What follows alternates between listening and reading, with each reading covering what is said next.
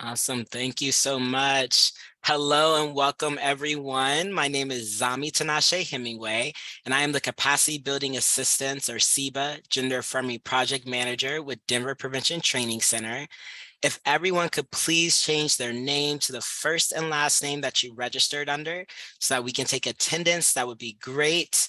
In addition to changing your name, if you could include your pronouns so we can honor everyone here, that would be appreciated as well. Thank you again for coming to our COP today. I want to briefly share more information for folks who may be joining us for the first time. As part of Denver Prevention Training Center's CEBA funding, we're providing technical assistance in the West region to CDC directly funded community-based organizations and their clinical partners to address social determinants of health, gender affirming, and integrated services and delivery of status neutral services for transgender and gender expansive people.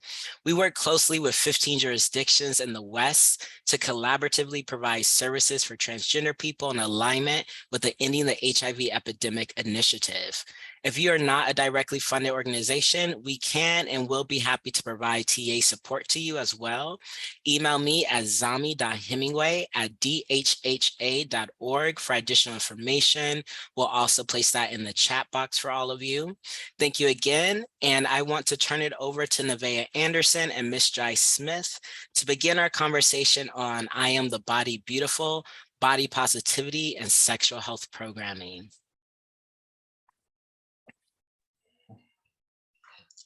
Good afternoon, everyone. Thank you for joining our community of practice session. My name is Nevaeh Anderson, and I'm the founder of Simply Be LLC, where I specialize in simplifying complexities regarding gender, race, and sexuality. I've also worked in HIV prevention for over a decade. I'm a master transgender trainer for the Behavioral Health Intervention Twist, and I've presented at a few national conferences speaking on the disparities of Black women of transgender experiences. I'll pass over to Ms. Jai. Thank you, Nevaeh.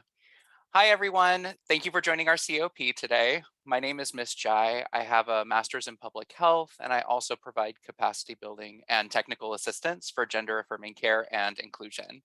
Additionally, I am a health and wellness educator and have worked for the past decade in health behavior and health promotion, developing and implementing programs and working with transgender individuals and groups to maximize our health potential. My pronouns are she, her, and he, him, and I'm currently living in occupied Akimel O'odham and Payapash land, or Phoenix, Arizona. For our session today, we will be talking about body negativity, body positivity, and body neutrality, and how sexual health programs can be more affirming of gender expansive bodies. These are the learning objectives for today's COP. We plan to achieve them by first defining body negativity, body positivity, and body neutrality. Secondly, we will go into detail on the nuances of how body negativity and dysphoria interact for transgender and non-binary people. Then we will shift our focus from body negative to body positive and body neutral experiences for the gender expansive community. And then finally, we will brainstorm some ways that we can incorporate these messages into our sexual health programming. So to start us off today, we would love to hear from you on how you would define these terms. So first, how would you define the term body negativity? Please feel free to unmute yourself or put your responses in the chat.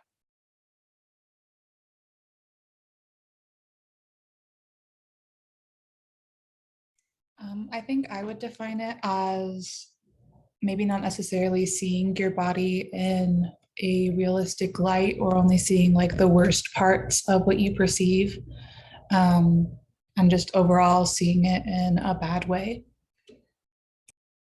Thank you for sharing that, Ren.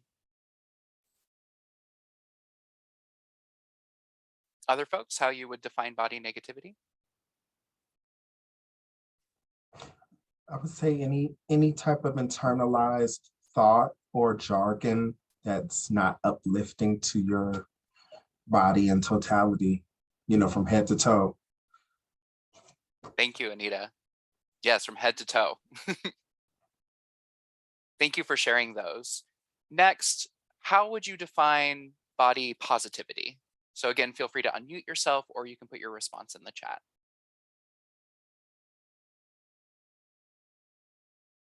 And Bev shared in the chat for body negativity, not accepting the huge range of the human body as normal and to be accepted. Thank you.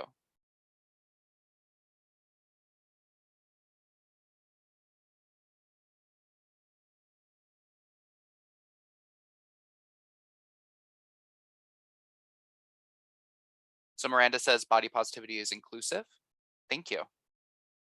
Other ways that we would define body positivity.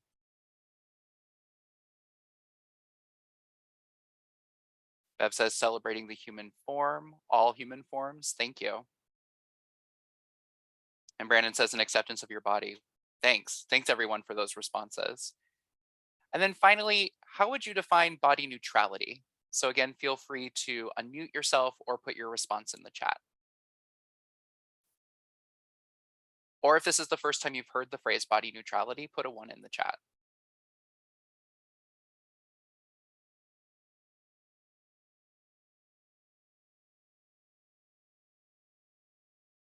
Okay, I'm seeing lots of 1s. For some of us, the term body neutrality may be new. So that's okay because we are going to have an opportunity to share more about what it is in just a few minutes. So thank you all for sharing your ideas and for definitions for these terms. We're now going to share some definitions that we like and how we will be using these terms throughout today's COP.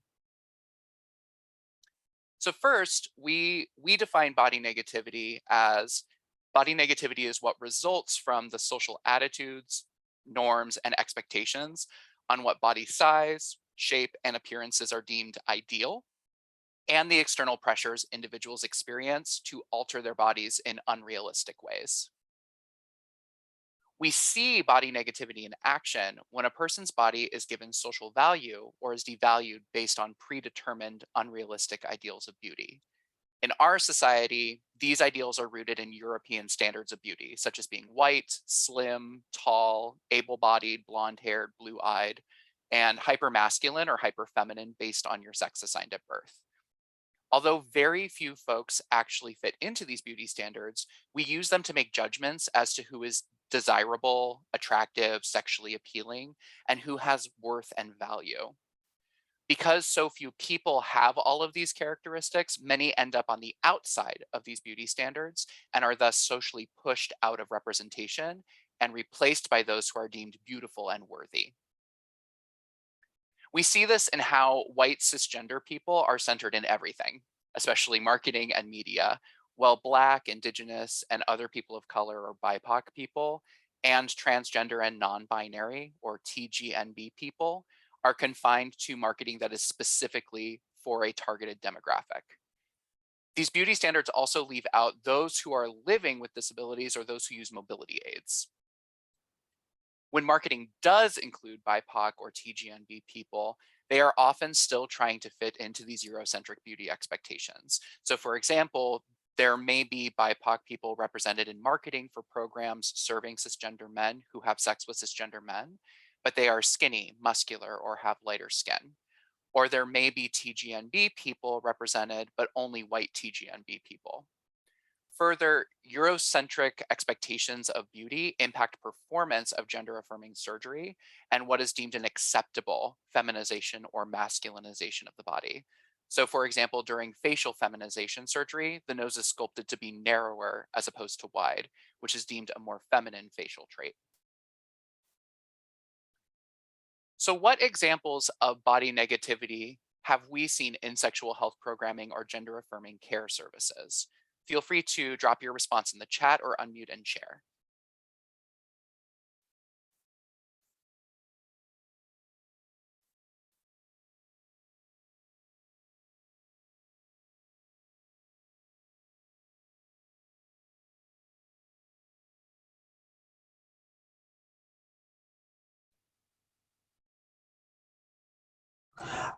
I think the example for me would be just boiling down to jargon to both of the presenters here. I think that so many times the push is upon image, but I think it starts with how we talk to individuals that are looking for services or surgeries or even if they aren't, there's always this push for someone who may identify as trans feminine or gender non-conforming, that, oh, you have to have facial femme surgery. You have to have, this part of your forehead shaved. You have to have this part of the jowls, kind of snatched and tightened. You have to have a narrower nose or higher cheekbones. And, I think the same testament could be to our brothers or someone who identifies as trans masculine, that, there are a little few and far in between, but there are masculinization surgeries. You have to have a square jawline. You have to have facial hair. You have to have a wide bridge. You have to have a large forehead. And those kind of things, I think, are just so ingrained in our community that it doesn't allow for one's being to just be. So I think sometimes that body negativity can start out just with our jargon. And, and then those images follow. Yeah, absolutely. Thank you, Anita. Other thoughts or examples on how we have seen body negativity in sexual health programming or gender affirming care services?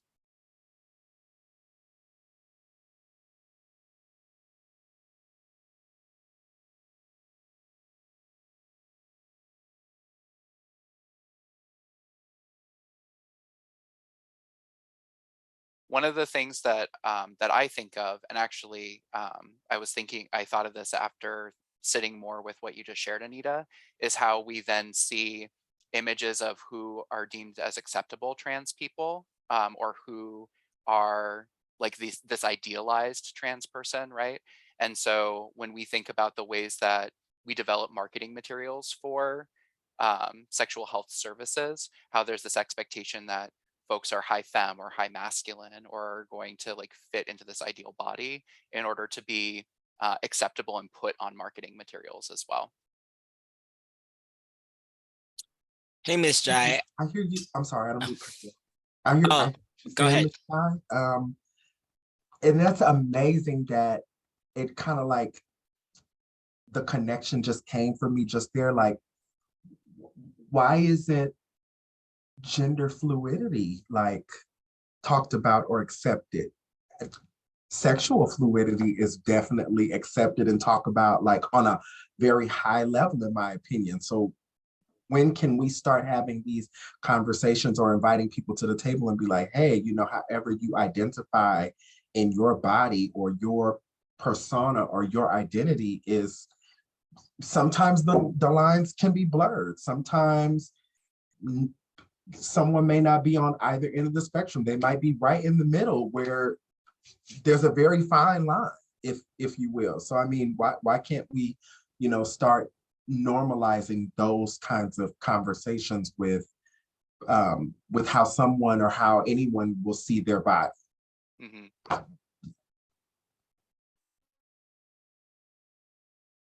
Hey, Ms. Jai, I was just going to add that for gender affirming care services, we see a lot with some doctors who are a little more, or providers who are a little more old school around whether or not folks will be considered passable. And so, back when gender affirming care first started, a lot of the conversation was, oh, well, we will allow this person to transition if they're going to be passable as the gender that they are wanting to transition to, and it needing to be very binary. So going a little bit off of what Anita was saying around the gender fluidity, a lot of gender affirming care providers, I would say still now have a hard time figuring out how to be affirming to non-binary folks when supporting around transition services, and still trying to move out of the dialogue around possibility, moving from one gender to the other, et cetera, and how the only, even when we are creating gender affirming care programs, we still see a lot of binary displays of gender identity for the community. And then, pulling off of what you were just sharing, I love Janet Mock, and we see a lot of folks who look like Janet Mock or Laverne Cox as acceptable folks to elevate, right, as trans and non-binary folks who we should look up to. So still them fitting into some of these European standards of beauty. Thank you, Zami. And I'm seeing some great comments in the chat as well. So Bev says sexual health programming can be very disease focused. That denotes something wrong with the community needing services. So stigma, which adds to not being gender affirming. And then Carrie says if a fat person with a uterus wants contraception, they are often not told that they may require a higher prescription, including meds for termination.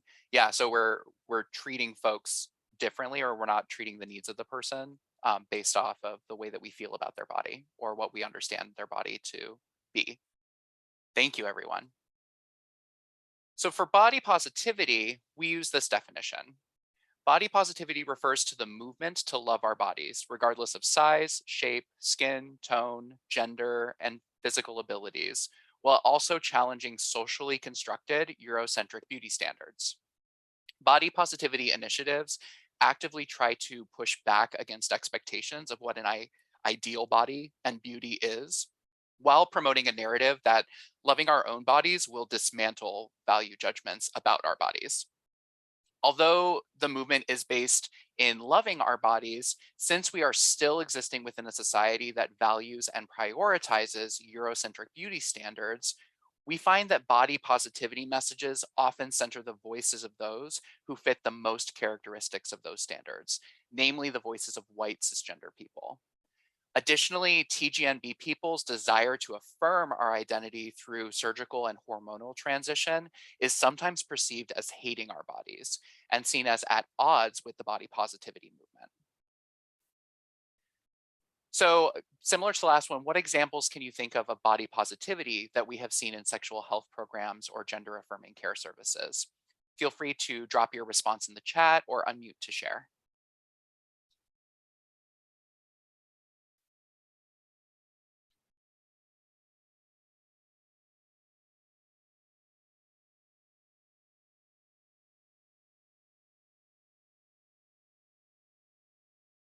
And if you're thinking to yourself, I don't know that I've seen body positivity in sexual health programming, put a 1 in the chat as well, because we'll have an opportunity to talk more in detail around this.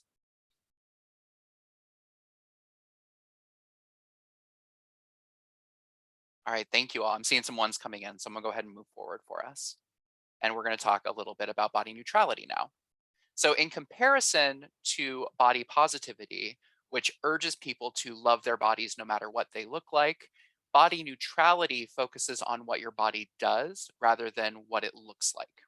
So for body neutrality, we use this definition. Body neutrality is a middle of the road approach between body positivity and body negativity. It is based on the notions of accepting your body as it is and having respect for one's body rather than love. Body neutrality is about shifting the focus, either negative or positive, away from our physical appearance toward accepting that our bodies are enough as they are. By focusing on accepting our bodies as they currently are, we go from needing to love our bodies for them to have value to instead affirming our bodies as enough, regardless of body type, mobility, ability, shape, size, gender, and tone. For example, for folks who are neurodivergent, a body neutral approach could be acknowledging how the body is and what the mind can do, regardless of the standards that are put on it by society. For TGNB folks, a body neutral approach is acknowledging that our body is our body, neither positive or negative, and that our bodies are spaces we get to experience our life in. In both of those examples, value is not given based on meeting expectations for how our bodies move or process information, because value is not part of the equation. We are simply acknowledging that our bodies move and process how they move and process. So I'm going to ask this question to the group, and for a lot of us, body neutrality is a new term, but can you think of any examples of body neutrality that you have seen in sexual health programming or gender affirming care services? Feel free again, you can put that in the chat or you can unmute to share.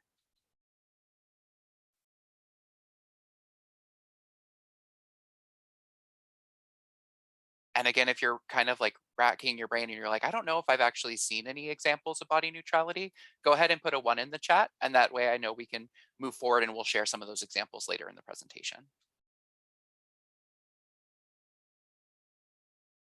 Awesome. Thank you all for those responses and for letting me know. We'll go ahead and move forward. So we just shared a lot of terminology, and I want to know, what questions do we have about this language? So if it's still a little confusing, what questions do you have about this language? Feel free to unmute yourself or put those questions in the chat.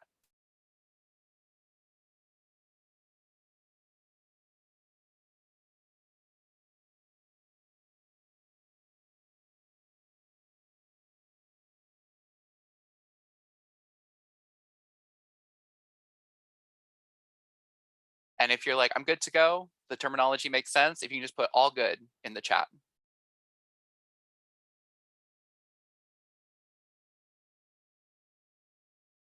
Sweet, look at us, we're all good.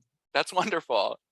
Then let us ask you this. How does this resonate or differ from how we've thought about body negativity, body positivity, or body neutrality? Does this line up with what you've thought about these terms, body negativity, positivity, or neutrality? Or is this different from what you've heard before or what you believed?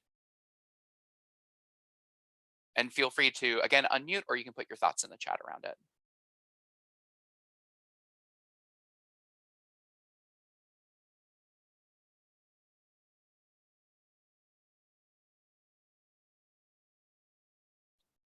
Hi, Ms. Jai. I feel that, the concept of body neutrality is newer for me. So often when we talk about the body, we stay very binary.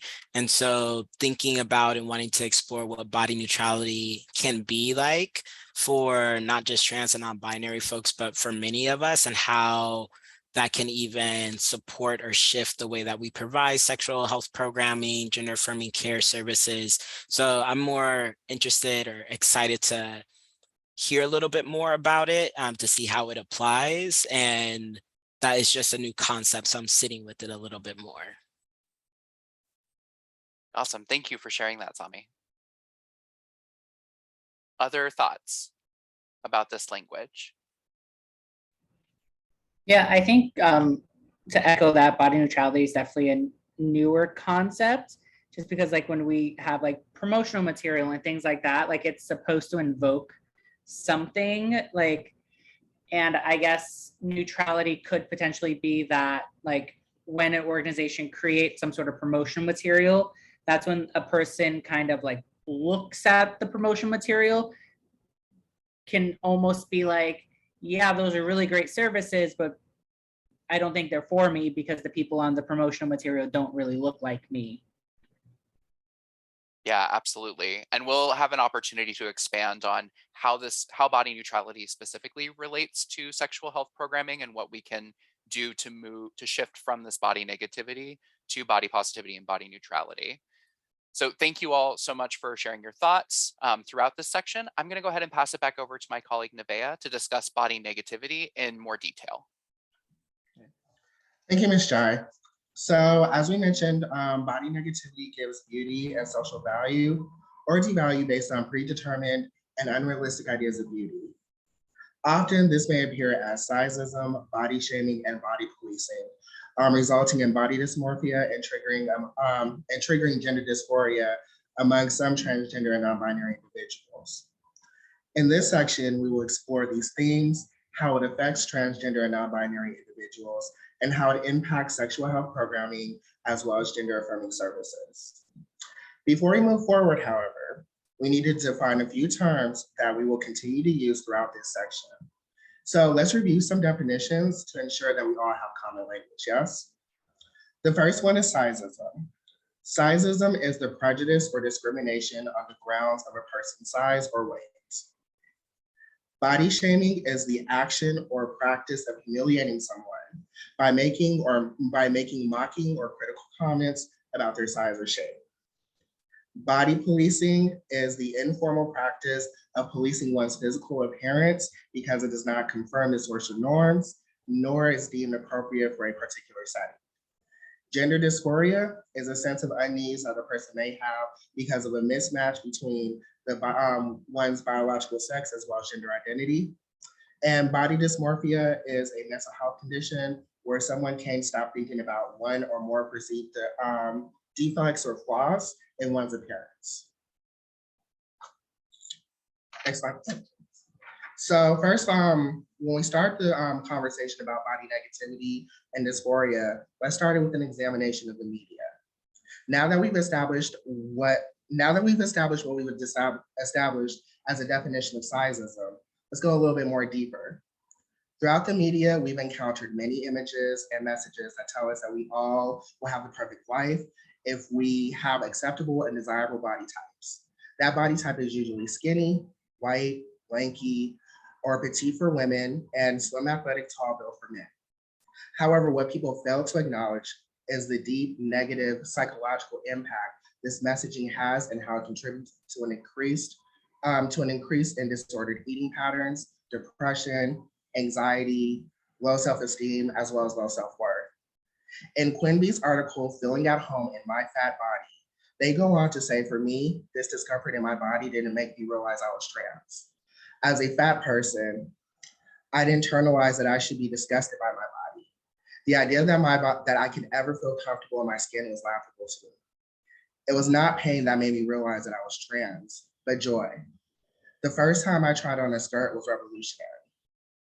Nevaeh Chowdhury, who is an MD, as well as a child and adolescent psychiatrist at Massachusetts General Hospital, as well as the Harvard Medical School, stated that people end up creating unrealistic ideas for themselves and are distressed when they aren't able to meet those ideas of self-expectations. For transgender and non-binary individuals, addressing themes of gender and size can be complex. On one hand, transgender and non-binary people are given the message that because they are transgender, they will never be accepted into this gendered and transphobic society. While on the other hand, they are told that in order to be accepted, they must subscribe to the same societal pressures of achieving the ideal body type or the body size. So my question to you all is, what questions do you all have about how the role the media plays on sizeism and body negativity? Thank you, Misty.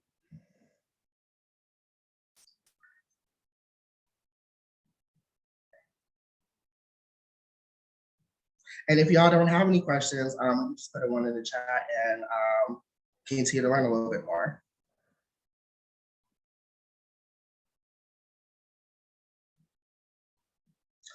Excellent. So we're going to continue this discussion with a focus on sexual health and behavior. And in the media, we see fat and overweight characters portrayed as asexual, sassy, or in general, the comic relief. As a result, the media has created a particular narrative about fat and overweight people. That narrative is that fat people don't have sex and fat people are not desirable.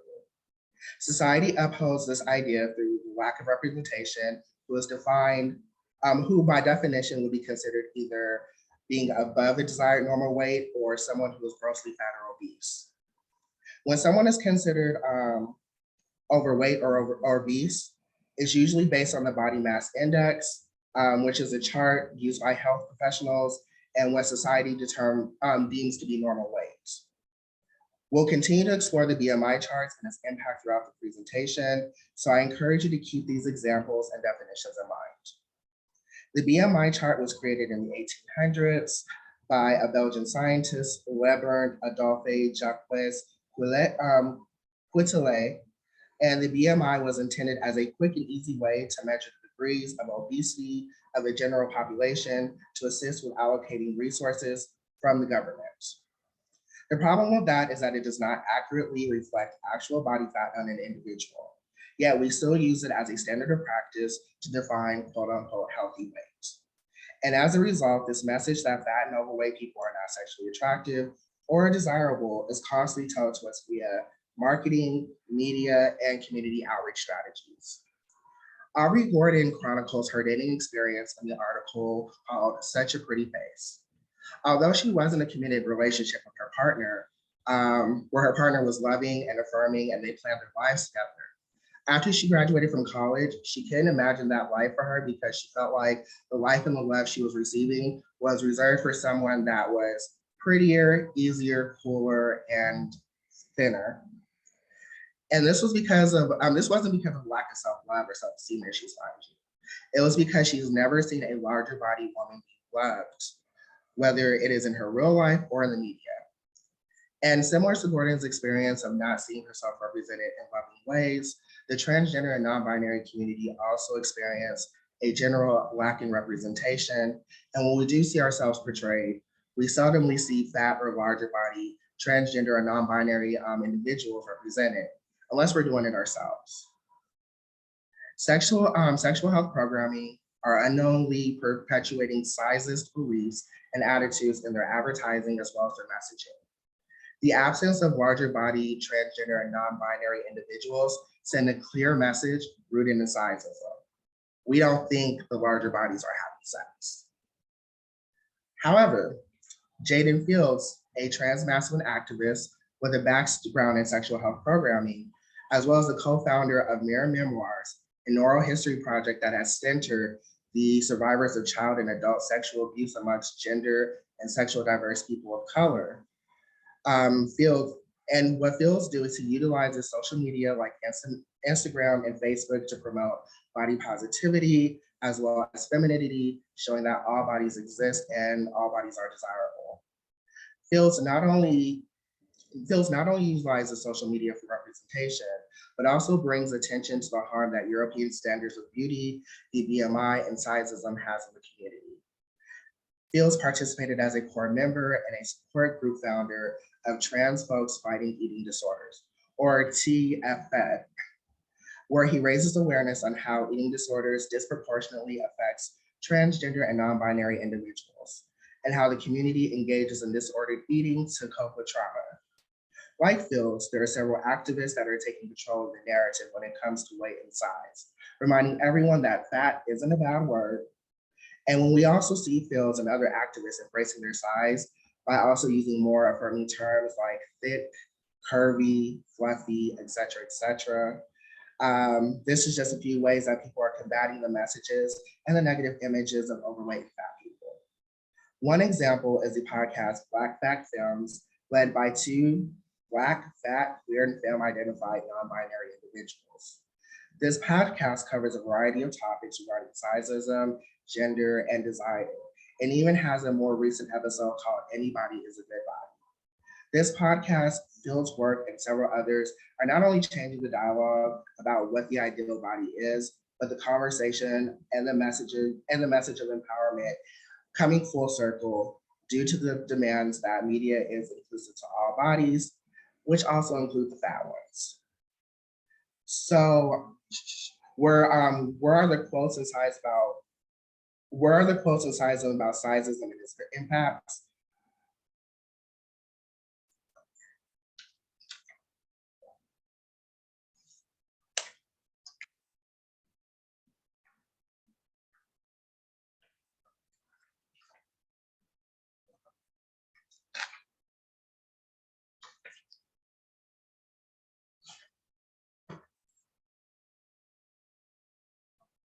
So I guess the question that I have for you all is, how does sizeism affect you all in the media, and how does it affect how you see your bodies?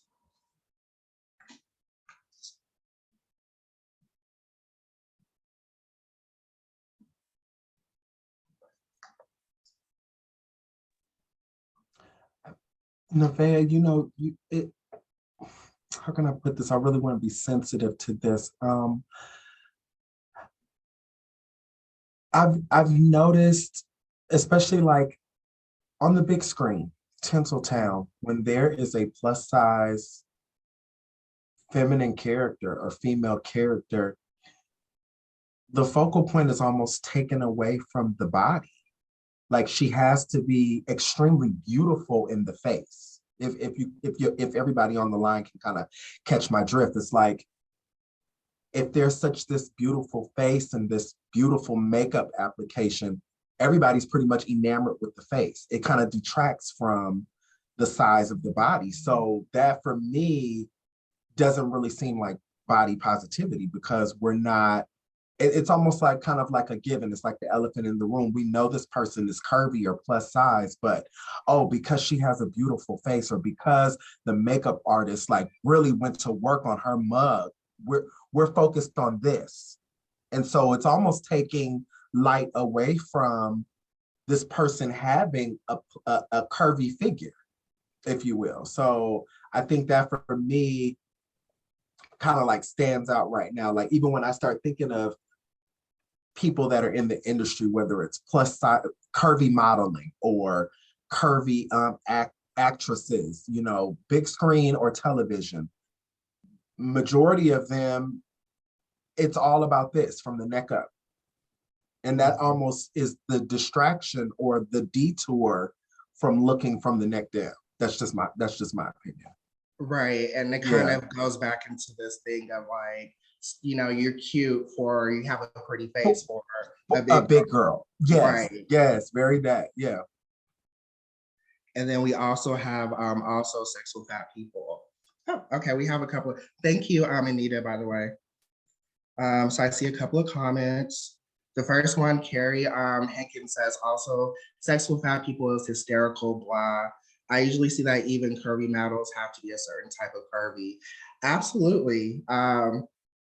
There's something that like a couple of my favorite activists talked about, which is the acceptable fat body and the non-acceptable fat body. So that definitely is a lot to unpack. So yeah, all of this definitely affects itself in the media. One model, Tabria Majors, kind of documented that she lost jobs when she went from like a size 10 to a size 14 or 16. So all that's to be documented. And before we move on, what questions do you have about the role that media plays with sizeism and body negativity?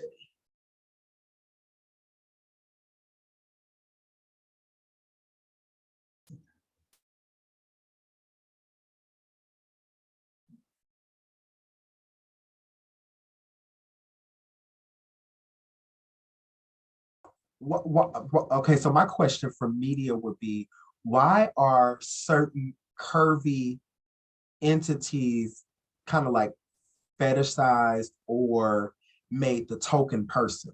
Like, let's take, for example, Lizzo right now. Lizzo been popping since she hit, right?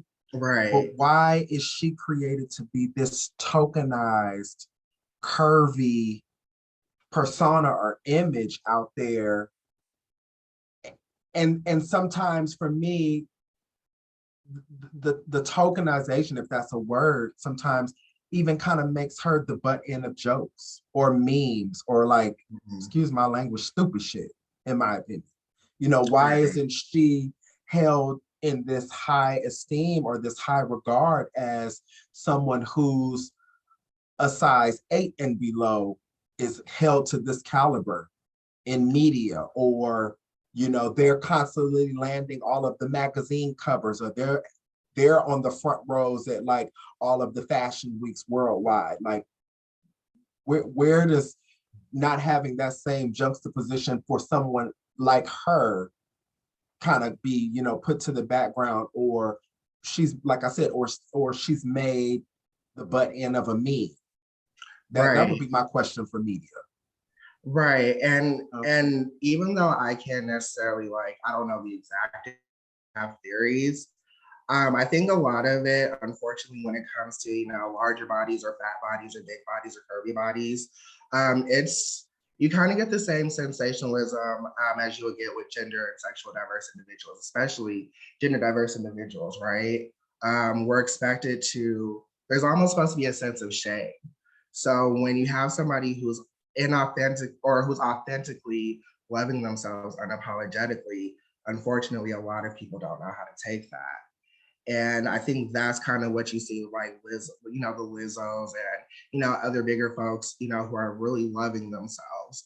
Because you don't see that, you know, like growing up, you know, everybody was dieting. Weight Watchers was like, you know, popping, and, you know, like everybody was ashamed to be bigger. But now it's like where we realize that, you know, you can be who you are. That's kind of where I guess you would sense a lot of sensationalism.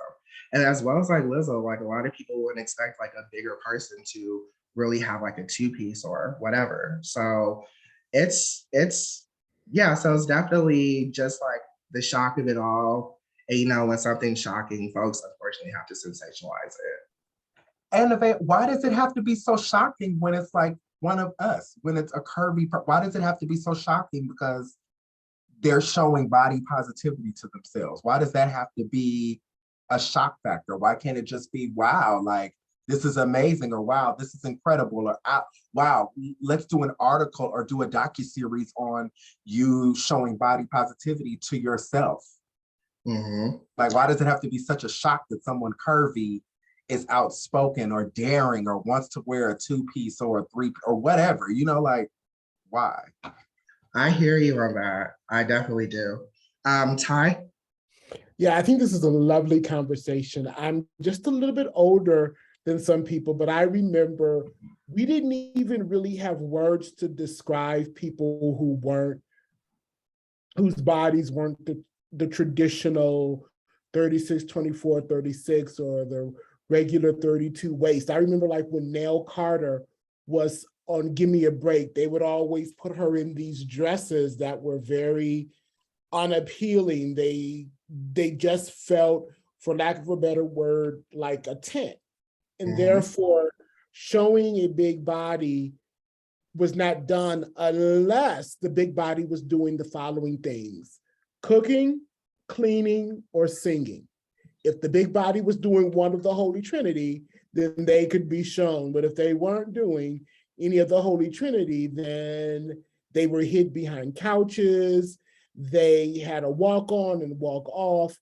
And we don't even know how to really grapple with the language. Like, it was just maybe 20 years ago that being thick in the South was celebrated, right? And now there are performers who aren't thick, who are classifying themselves as thick. And I'm like, how, baby? You are nowhere, you are no one's definition of thick. But we're finally getting ways to sell. Yes, it was a moo-moo, Tara. It was a moo-moo. And we're finally getting ways to celebrate the body in various ways. And we're still struggling with the terminology, right? So that's just my contribution. Thank you very much, Ty. So before we, if we're okay to move forward, let's go ahead and let's put a 1 in the chat.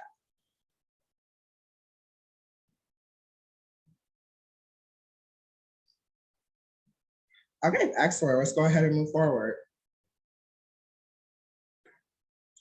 Although we know that fat and larger body people do have sex frequently, we see that they're disproportionately affected by negative stigmas around their bodies due to sizeism.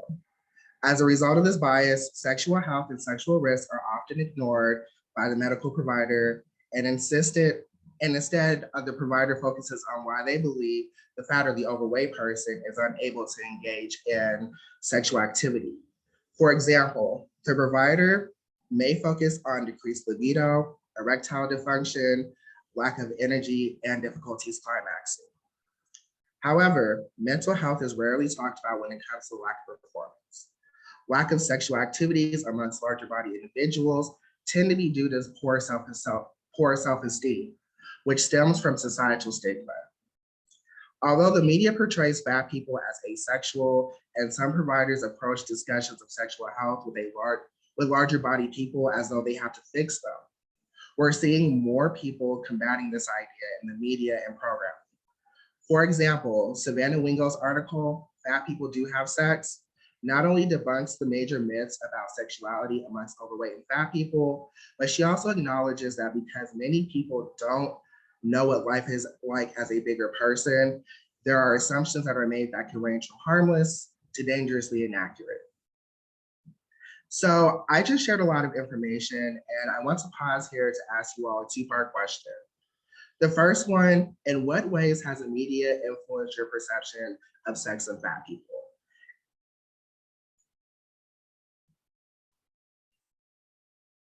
I guess I'll just read the questions together.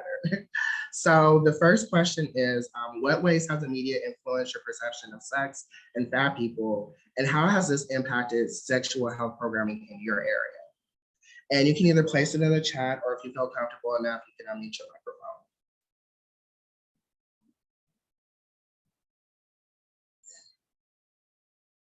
So I saw that Deborah and Bev and some other folks mentioned this earlier, Nevaeh, but had said that whenever sex is portrayed with a fat person, it's often in a comical way. So instead of it being romantic or sexy, it's often humorous and considered a joke.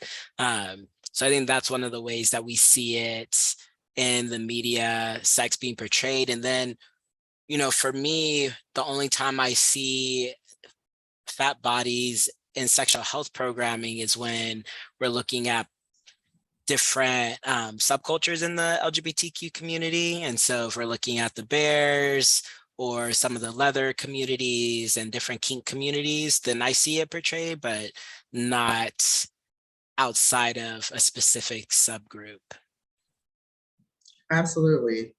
And I actually see that a lot as well too. Like in my time of prevention, very rarely do we go to like the leather bars or what have you, because we always see that as a subculture, which within itself is definitely dangerous. So thank you for bringing that up, Ty. And Zami, and Ty brings up a wonderful point. You only see white bears. So you don't see bears or, you know, bigger folks who are, you know, either Black or, you know, a person of color. And it's very white centered, to say the least. Nevaeh, just to add to what Ty and what Zami just shared, I love my bear community, and also like femininity in the bear community can be really tricky.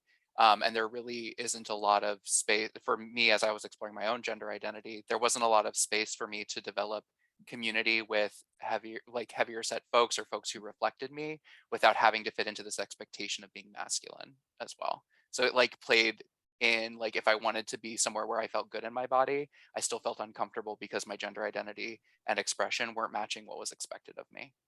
Yeah, because there's like almost like a real, expectation that you have this hyper masculine image. Absolutely. Thank you so much, Ms. Jai. And Bev also said, none for media influence, mostly literature drives programming into clinical spaces. Absolutely. And we're going to get into a little bit of that as well, you know, before the body positivity section is over. Before I move forward, if everybody's on the same accord, if we're ready to move on, go ahead and put a 1 in the chat and we can go ahead and get started or push through. Okay, so I see a few ones, so let's go ahead and do that. Once again, thank you all for your responses. So now we're going to take a deeper look into body shaming and how it impacts sexual health programs. So as a reminder, body shaming is defined as the action or practice of subjecting someone to humiliation due to physical appearance. Although this can include facial features, scarring, and other related issues around the body, but for this purpose of this, for the purpose of this COP, we're going to focus solely on weight or fat shaming. So before we continue, does anyone have any initial questions about the definition of body shaming? Or do you have any examples of body shaming?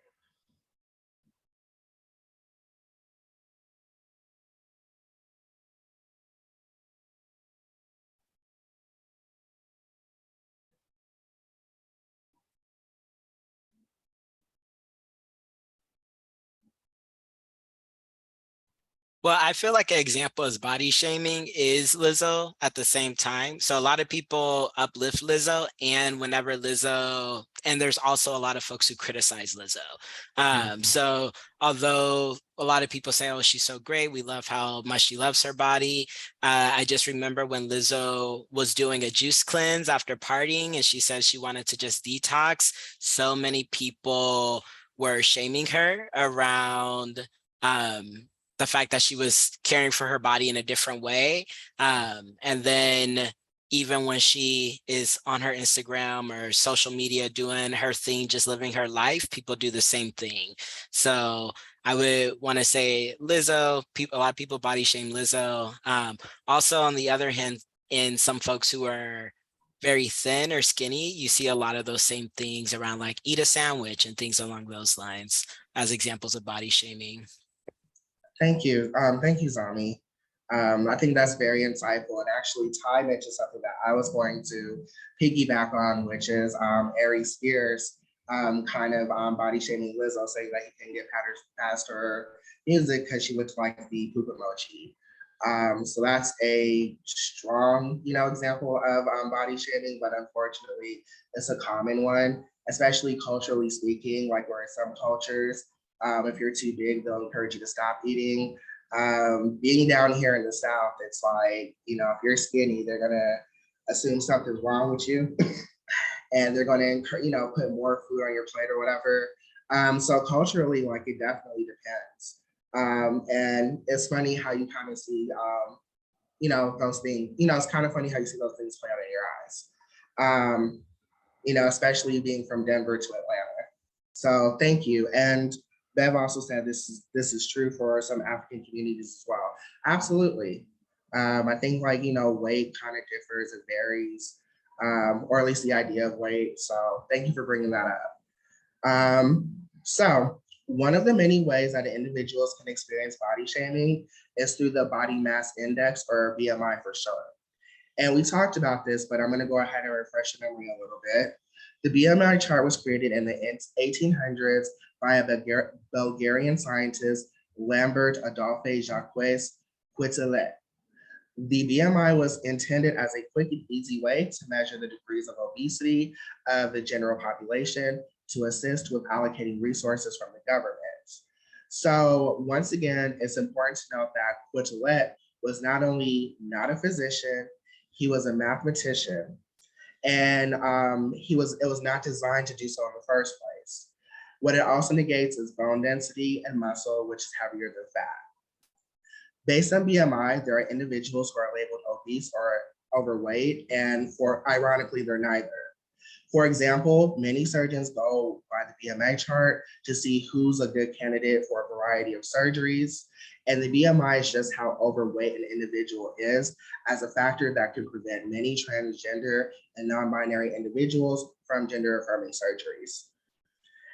The BMI chart creates unhealthy and unrealistic expectations around body image.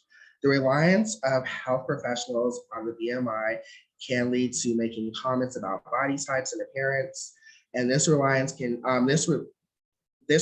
trigger negative attitudes towards food, poor self-image, and low self-esteem.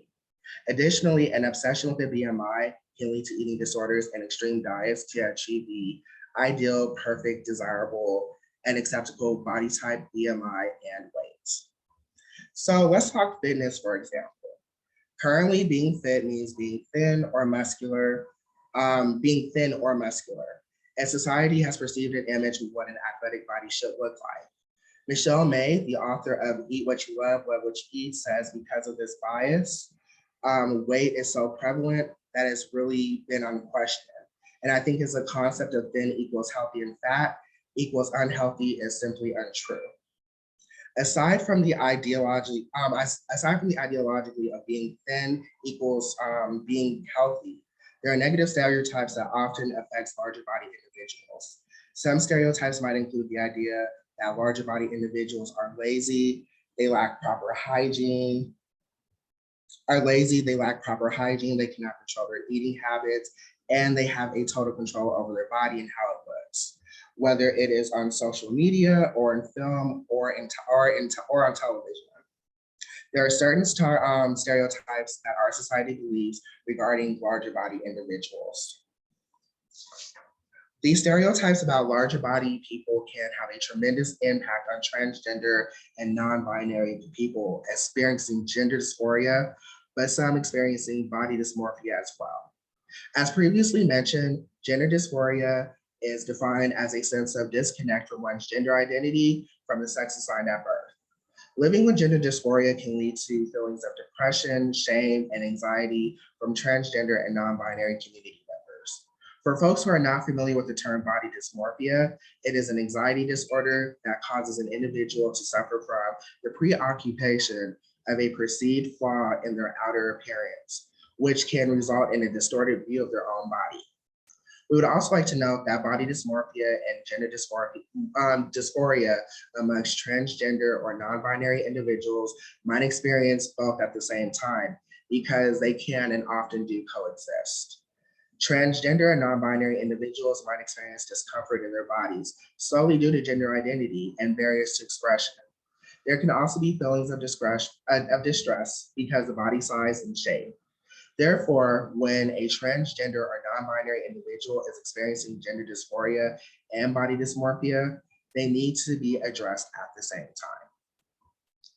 For medical providers and clinicians, this can look like providing the patient with resources such as support groups or therapy, as well as providing services that may include surgery, treatment, as well as more holistic programming, such as physical wellness and nutritional programming. For navigators, sexual health educators, and testers, as well as outreach staff to support them in their treatment of gender dysphoria and body dysmorphia. Staff affirming the client's gender via name and pronoun, as well as creating inclusive curriculum, marketing, and outreach strategies, which include the visual representation of transgender and non-binary individuals of all sizes and abilities, and can support in reducing the impact or even the frequency of clients experience gender dysphoria and body dysmorphia when accessing your service. Now, we just covered a lot, and I wanted to pause here and ask you all what other ways that gender dysphoria and body dysmorphia can affect sexual health programming. Please go ahead and unmute or put your answers in the chat.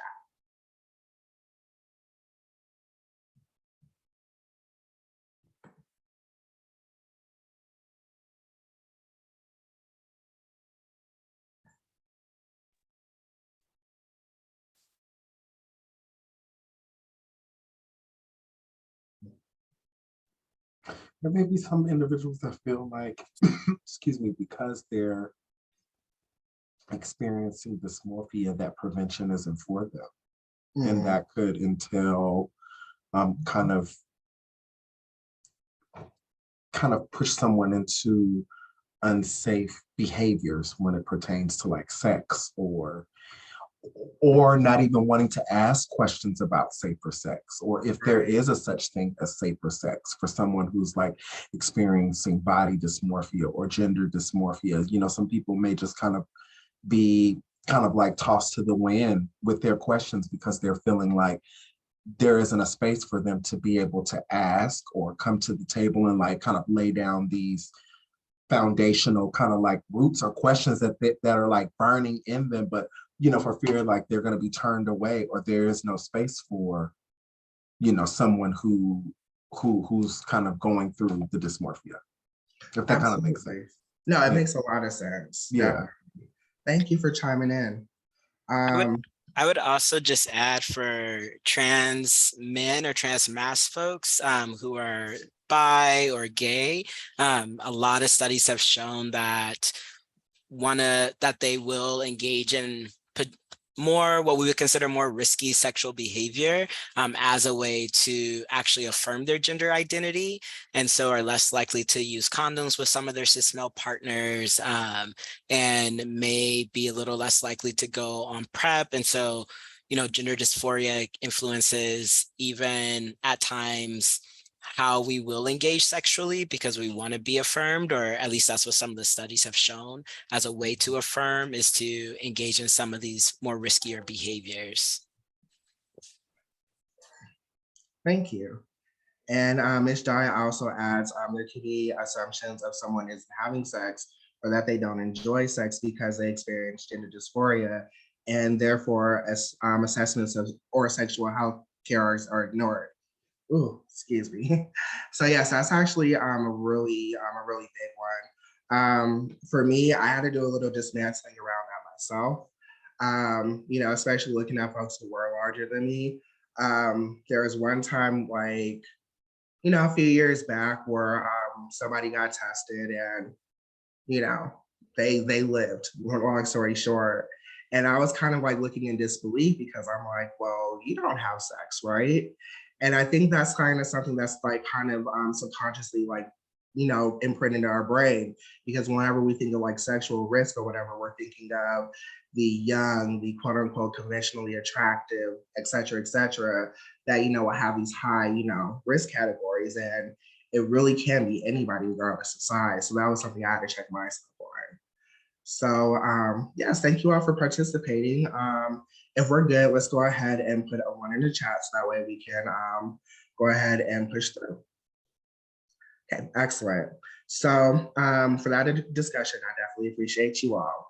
So we're gonna go ahead and continue to explore body dysmorphia and gender dysphoria by taking a look at the impact of Eurocentric beauty standards of the transgender and non-binary community. Ms. Chai introduced the concept of Eurocentric standards of beauty to us at the beginning of our time together. And she also mentioned how several people do not meet these standards due to race and ethnicity, ableism, as well as height, weight, et cetera, et cetera. We also know that not only were these standards modeled after white, able-bodied individuals, the societal assumptions are that these standards are based off of within the cisgender binary of male and female. So basically you had to either go by male or female and you had to fit those standards. For the transgender and non-binary community, not only are we pressured to transition within the male-female gender binary, but we are also supposed to strive for and meet these Eurocentric beauty standards. For example, facial feminization surgeries usually consist of a smaller nose, higher cheekbones, a narrow chin, and other features that fit within the white European aesthetic. For example, the average model wears a dress size 04, and the average American wears a dress size 16 to 18.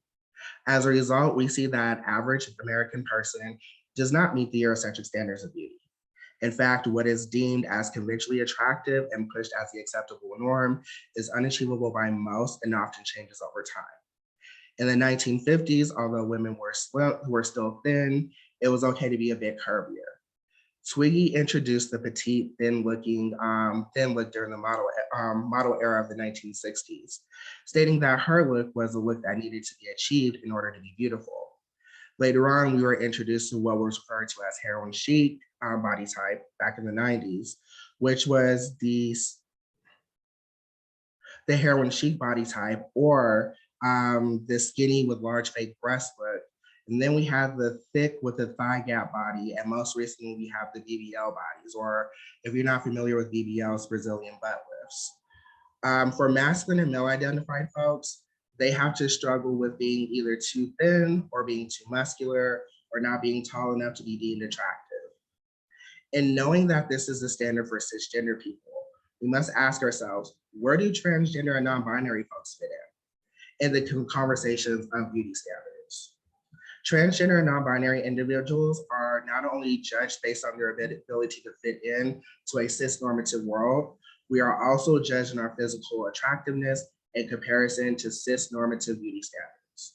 This comparison and pressure to look or pass according to cisgender standards can lead to transgender and non-binary community members to view themselves, their own beauty, and the legitimacy of their own gender identity through a distorted lens. These societal norms and the pressure to conform to them can trigger various mental health issues like depression and anxiety, as well as trigger gender dysphoria and body dysmorphia. So speaking from personal experience, because of my height and my size, my womanhood was often under attack. So this has looked like comments being made about my weight, the exception of being, or with the expectation of being able to lift heavier objects, to even being misgendered and people having the expectation of me being more understandable because it was quote unquote easier for people to tell that I was trans. It wasn't until I moved to the South that I realized two things. One, my passability as well as my beauty standards tend to be regional and cultural experience, meaning I wouldn't pass well in a primarily thinner white community or society compared to coming down here in the South, where not only do I see more Black folks on a daily basis, but I see more curvier and thicker and diverse body types down here as well. So my body type was definitely welcomed here. It was celebrated, et cetera, et cetera. And also, I'm not the only one with this body type, whether it be cisgender or transgender. It's opened my eyes to a world of not having to deal with problematic comments about my body that is rooted in fat shaming. And that's when I really started to understand the difference between the beauty standards of white people and the Black community. Now that we've taken a deeper dive into European standards of beauty and the impact of social societal body norms have on transgender and non-binary individuals. We would like to ask you all, in what ways have Eurocentric beauty standards impacted sexual health programming and your work with the transgender and non-binary community? Please feel free to unmute yourself or put your response in the chat.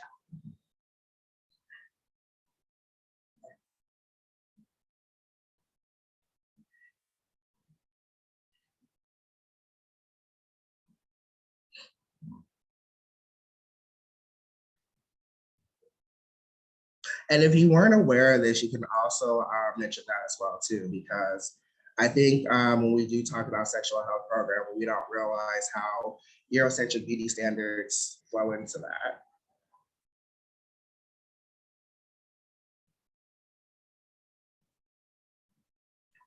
I would just say, so I used to be a navigator and a wellness coordinator for folks, for trans and non-binary folks who are having surgery. And a lot of the time I had to balance some of the restrictions that the surgeons would put on, even conversations that the surgeons would have with the community around different type of surgeries they wanted the community to have. So for example, if I had a non-binary person who was getting facial feminization surgery, they would want to really have them chisel quite a bit from their nose or their forehead or chin, even if that person was saying that's not what they wanted. So if that person was Black, for example, they would say that's not what I want, and the surgeon would keep pushing it and even would almost deny the surgery. And so, you know, when working with the community, having to navigate pushing against the medical field and how they will place Eurocentric standards of beauty on the trans and non-binary community in order for us to transition was a way that I really saw it being prominent when helping folks access surgeries. So can I ask, because that's kind of like weird that they'll try to push that. Did they like try to push it in a way where it made it seem like that was something that they wanted? Like, was it almost like coercion almost? Sorry, I didn't fully hear the question. Oh no, just kind of when you was experiencing that, did it like from the surgeon, did it come from like a place of coercion? Or like it had to do with passability. So a lot of it was you will pass more if you have this surgery. And again, people living in the binary. And when we look at the trends around surgery. So if you look at the trends in the media, the trends of what's being considered feminine or masculine, surgeons also follow those trends. So many of these folks doing gender affirming surgeries are also plastic surgeons. And so plastic surgeons are following the trend in social media or the media around what's attractive. And so then they're starting to push that. So similar to what you were saying about like BBLs, et cetera, that's like popular now. We see that transfer over into gender affirming care and surgeries. Gotcha. Thank you for your insight on that. Thank you all for your comments. Let's see. Well, thank you, Teresa. Did anybody else have wanted to go ahead and chime in, or are we good to go?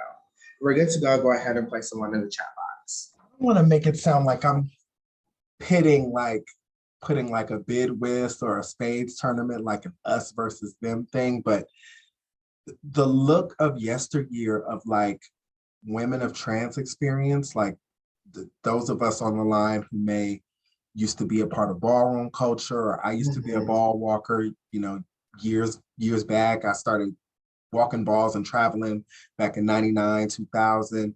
And the trans women that I saw, like the ones that were held to this esteem of like the Coke bottle shape, or a little bit overly animated in their facial look or their bodies, the bust and the snatched waist, broken ribs, spread hips, voluminous butt.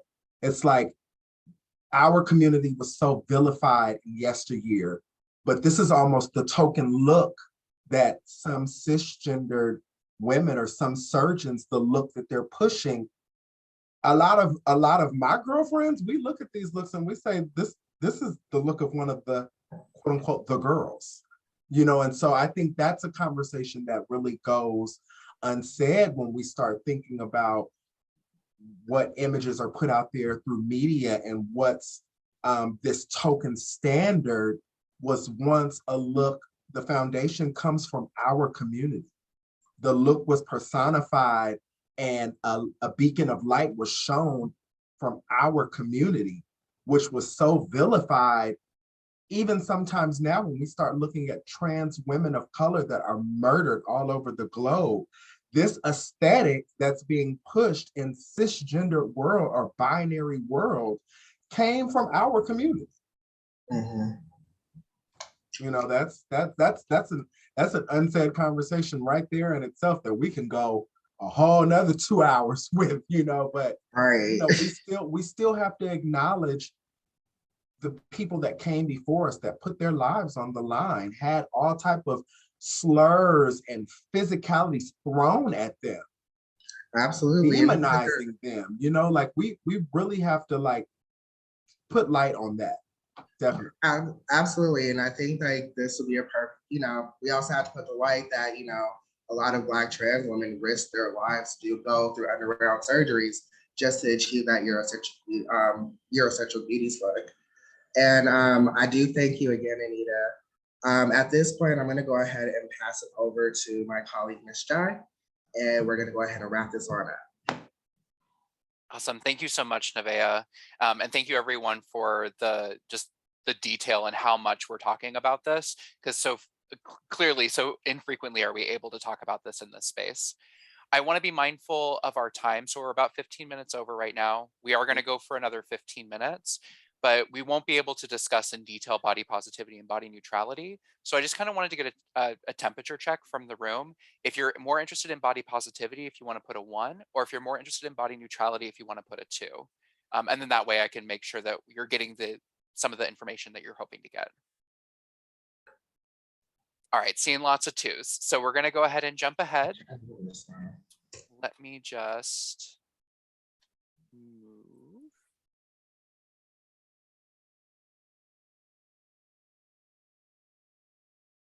Okie doke. Oops.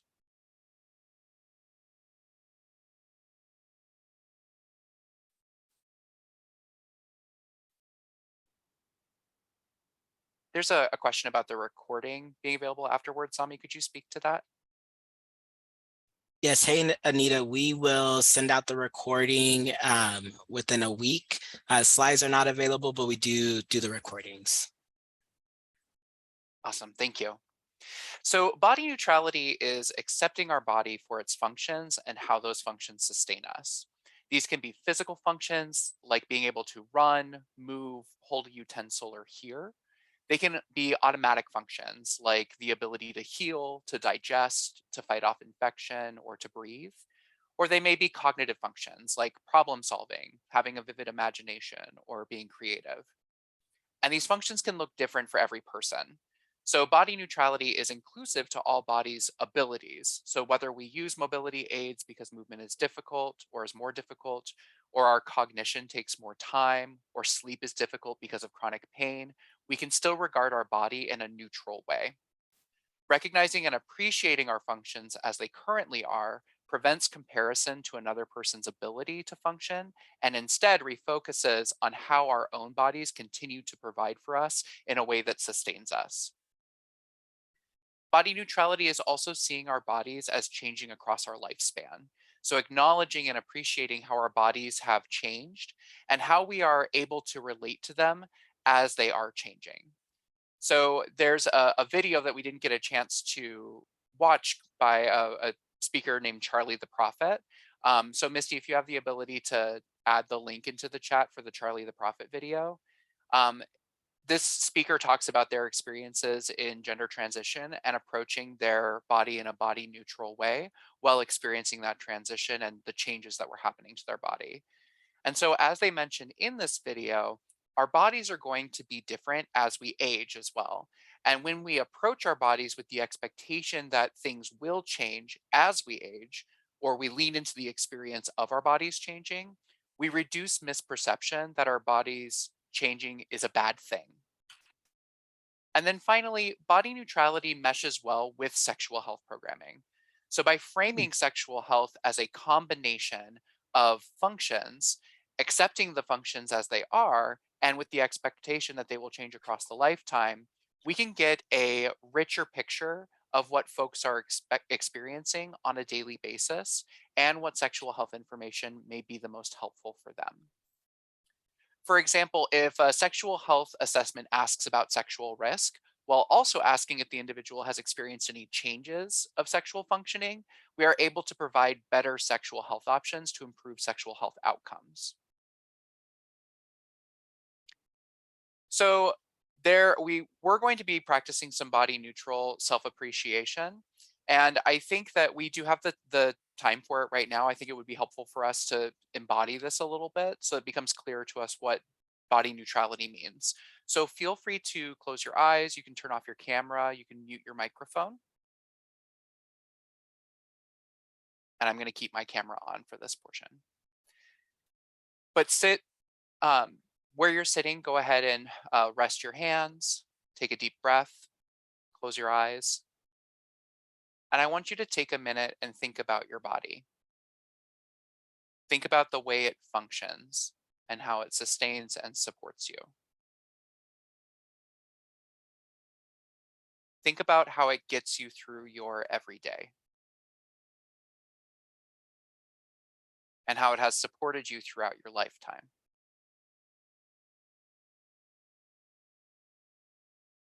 Now I want you to think about 3 things about your body that you appreciate. They can be something physical, something emotional or cognitive, or something that happens automatically.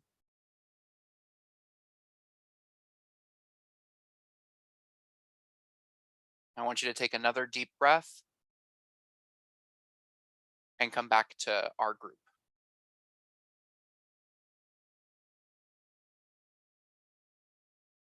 We would love to hear from 2 volunteers if you're comfortable sharing.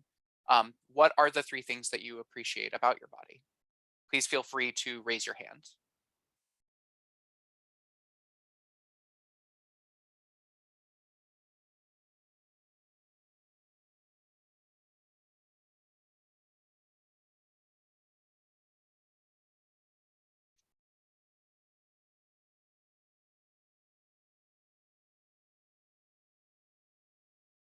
All right. Thank you for taking the time to spend with us today. Body neutrality is the opportunity for us to approach sexual health in a way that allows us to recognize that bodies are going to change over time, that there are lots of ways we may appreciate our bodies, and the ways that we can approach sexual health programming in body neutrality is by recognizing the function and that our function will change over our lifetime as well. So we're going to go ahead and wrap up today's COP with any additional questions, comments, or thoughts you have about body neutrality in our sexual health programs. So if you have any questions, feel free to take yourself off mute, or you can put your questions in the chat.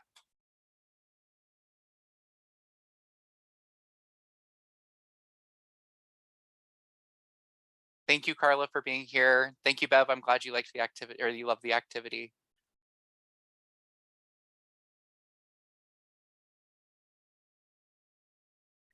So with seeing no questions, I'm going to go ahead and send it back over to Zami so that we can wrap up our COP. Thank y'all so much. Thank you all so much for just staying over as well. Thank you to Ms. Jai and Nevaeh. We are going to have our next COP actually next week on September 22nd, which is a Thursday, and it's called Showing Up as Our Sexual Selves, Discussing Kink and Fetish and Sexual Health. We will be sending out the registration link later today if folks have not registered already. Also, everyone will be receiving an email by 6 p.m. Mountain Standard Time, which is 5 p.m.